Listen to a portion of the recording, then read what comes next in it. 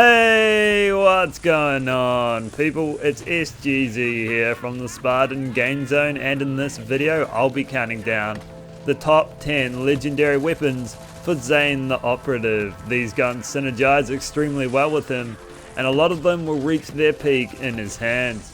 I'll be telling you what they do, who has an increased chance to drop them, and which combination of anointments and skills will bring out the best of each gun. Each of these weapons were hand-picked with Zane in mind and work great in his playstyle. If you enjoyed the video, I'd appreciate it if you could drop a like, or hey, maybe even subscribe. And do let me know in the comments which Vault Hunters should be up next. And let's crack into it.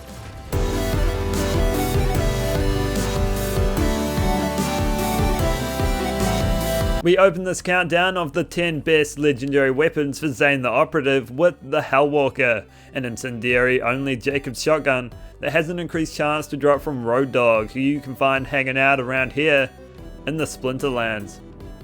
The Hellwalker is a deadly double-barreled shotgun that can demolish opponents with just a couple of squeezes of its trigger.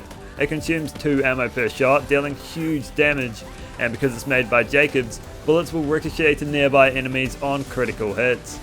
It typically fires the one bullet before you have to reload, but you can utilize both of its barrels by upping your mag size. Its affinity with Zane himself isn't spectacular, but its raw power is enough to make it a great companion as you cleanse the sins of all who stand in your way. It is particularly good as a clone weapon as it isn't hampered by reload animations, and it will disintegrate anyone your clone targets, dealing whopping damage numbers to bosses somewhere beyond 20 million.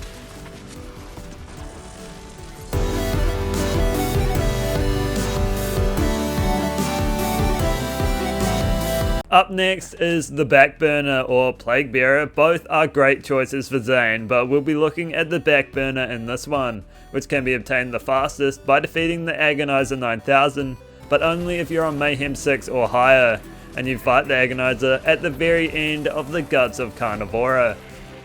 The Backburner can come in all of the elements, fires at a steady pace, and consumes the 3 ammo per shot. With enough points in playing dirty, Zane can also double its projectile count, making it twice as powerful.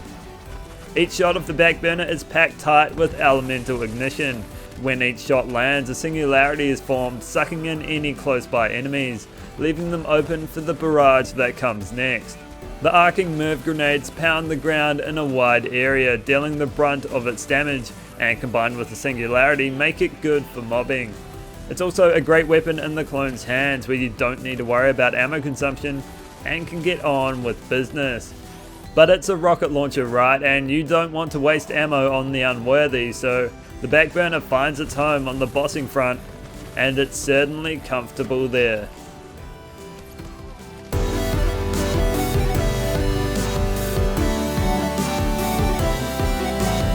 At number 8 is the Convergence, which is my top pick shotgun for Zane. It can come in every element, is exclusive to DLC 4, and has an increased chance to drop from Dr. Benedict.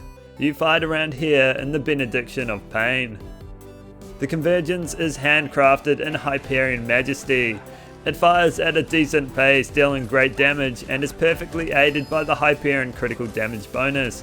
It comes in ×3, ×4, ×6, and ×8 variants, but ×4 is clearly the best here if you're rocking Zane. Each time you land a shot, the Convergence summons a dissection of needles that penetrate your target. These blades converge in a cluster and cut into them from all angles. Nowhere is free from pain as you pelt them with shot after shot. It'll destroy pretty much everyone, and because it comes in every element, no one will be free from deletion. Because it's a multi-pellet weapon, it is also great at keeping those action skills active with the Seeing Dead class mod, ensuring you're always ripe for the hunt.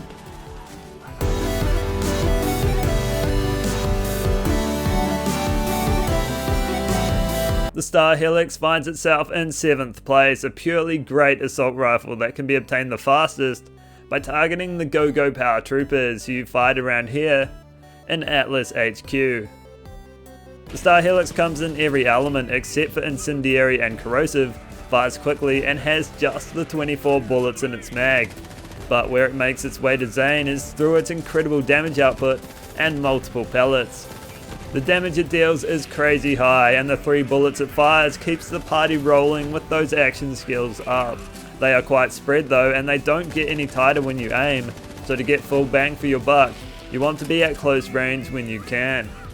When looking at anointments, consecutive hits will work well with the multiple pellets, with Sentinel Cryo working great too, and Barrier Zane always lends himself to URAD, which I'm using here.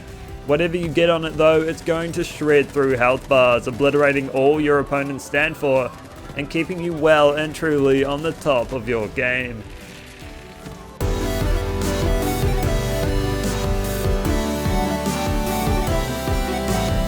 Next up is the Smog, a Hyperion SMG that can come in every element and can only be obtained through the gauntlet that is the Guardian Takedown through the defeat of its final boss.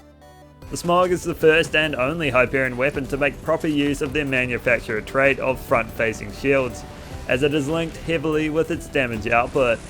The damage of the Smog is amplified while the weapon shield is active, meaning when you're aiming, and grants a higher bonus the higher its capacity is. At full capacity, the Smog demolishes enemies, firing deadly amp shots that'll slice right through your opponents. To get the most out of it though, you need to protect its shield. If only Zane had some sort of protection that could enable us to do that.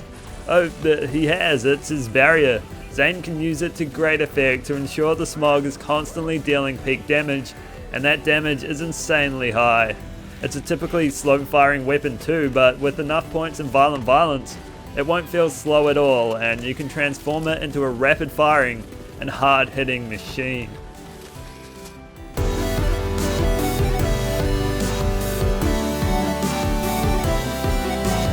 Halfway through now, and it's the Redistributor, which can come in all of the elements and can only be obtained by defeating Wotan, the final boss of the Maliwan Takedown. The Redistributor can come in all of the elements, and like the Smog, it is heavily aided by Zane and his abilities, but even more so. Every 7th shot of the Redistributor is amped, dealing double damage, and every amp shot will chain to nearby enemies.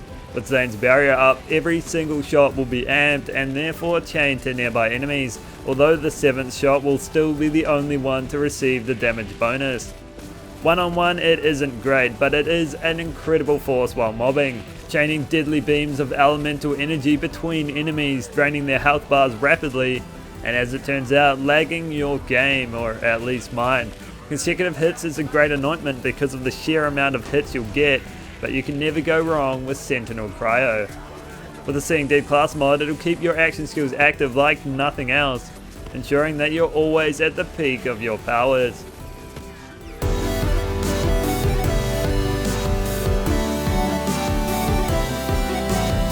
In 4th place, it's the Sandhawk, an insanely powerful dual sniper rifle that can come in every element. It has an increased chance to drop from Katagara Jr. You fight around in this area of Atlas HQ, but only if you're on Mayhem 6 or above. Like all Mayhem 6 plus weapons, you can get it from the Guardian Takedown bosses. The Sandhawk fires 7 pellets which each deal the damage of a Chaos, and it doesn't fire them at a slow rate either. It fires them at over 7 rounds a second, which is simply phenomenal. The DPS that comes out of that is one of the highest in the entire game, but that doesn't go without some pitfalls. Its main one being the incredible ammo consumption, almost as incredible as its damage output, consuming a whopping 3 ammo per shot, and with the added fire rate from Violent Violence, you'll be out in no time. That's why it's best for bossing, taking out the best of the best with ease, and that's where you should use it. It's also a great clone weapon, where it'll silence all that oppose you.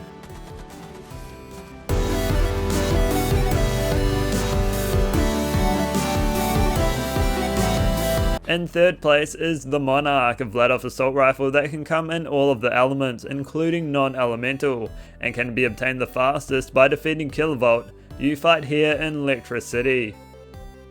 The Monarch is a blast from the past in the future. It's like you're in a spacewalk with this thing, or at least that's how your enemies feel. It's the Shredify and Dictator combined, merging the traits of both, and firing an insane amount of bullets at an unbelievable rate, possibly causing your game to lag.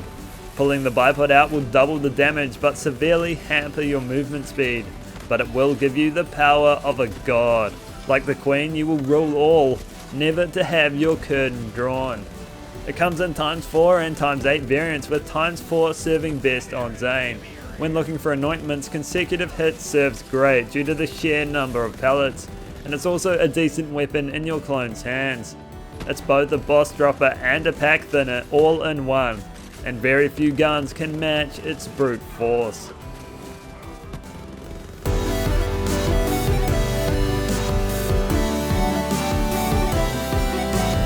The Flipper sits in second place, a melee 1 SMG exclusive to Bounty of Blood that you can obtain the quickest by defeating Minosaur, who you fight around here in Bloodsun Canyon.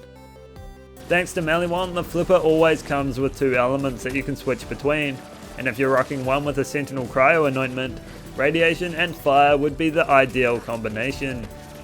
The Flipper starts off like any other melee 1 gun. It must be charged before firing, and once charged it'll fire off elemental projectiles, but unlike every other melee 1 weapon, it becomes increasingly more aggressive the longer you hold down the trigger, with more projectiles getting added to the onslaught. It starts with 1 and slowly grows, peaking at 9 after 20 rounds have left its mag, with no increase in ammo consumption. It's quite incredible, especially when you enhance its mag size to have those 9 pellets last for an extended period of time. Its extra pellets work wonders on a Seeing Dead build, proccing your kill skills like no single target weapon can, and keeping your action skills up indefinitely. It's extremely good both while bossing and while mobbing, and there's nothing in the game that it won't excel at doing. How you saw this going?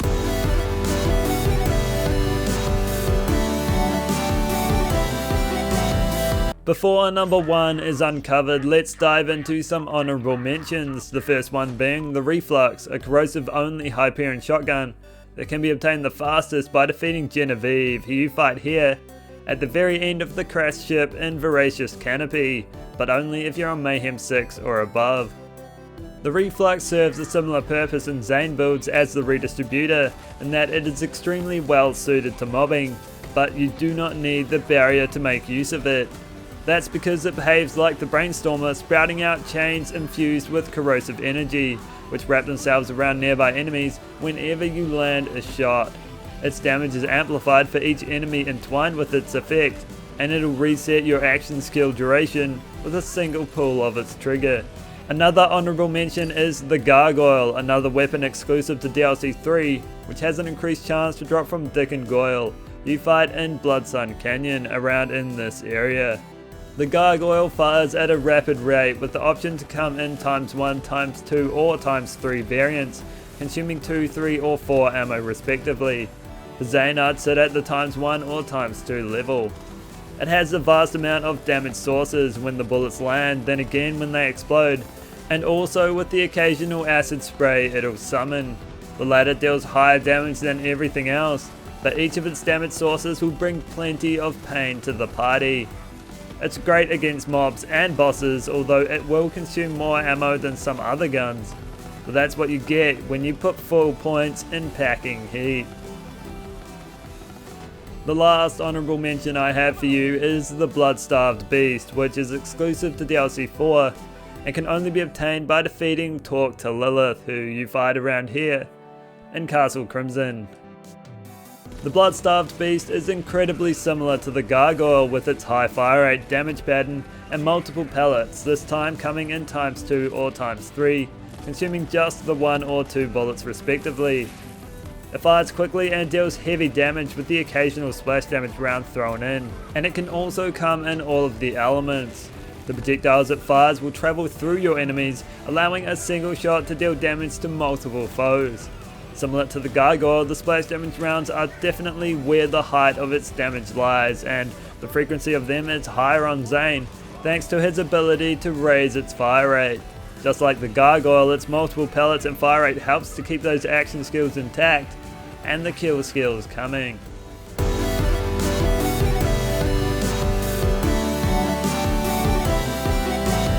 We're here, we've done it, claps all round, the number 1 weapon for Zane, and it's the Light Show, a Vladov pistol exclusive to DLC 3 that you can obtain by defeating Lassodactyl you fight around here in the Obsidian Forest. The light show fires at a high rate and deals monstrous amounts of damage. Its mag size sits around 30 and it has no recoil whatsoever, making it easy to hit enemies where it hurts. Its barrel rotates as you fire, causing the projectiles to spin out in spectacular fashion.